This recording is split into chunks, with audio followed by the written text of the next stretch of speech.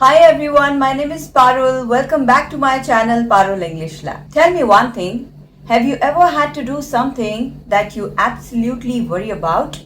Like telling your father that you made a huge mistake, or breaking up with someone, or asking your boss for a salary hike? So in English language, we have a perfect idiom for this kind of a situation. The idiom is to bite the bullet.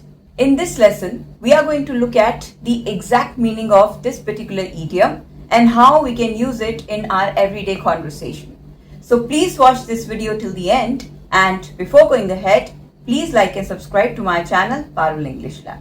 Now let's get started. To bite the bullet means to force yourself to bravely face a difficult, painful and unpleasant situation that you have been avoiding. Now let's look at some examples. I have been putting off going to the dentist, but I finally decided to bite the bullet and make an appointment. I've been unhappy with my workload for months.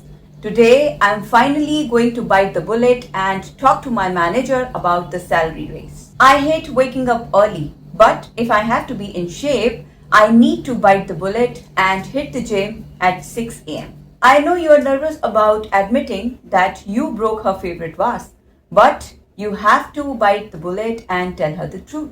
My laptop takes 20 minutes just to turn on.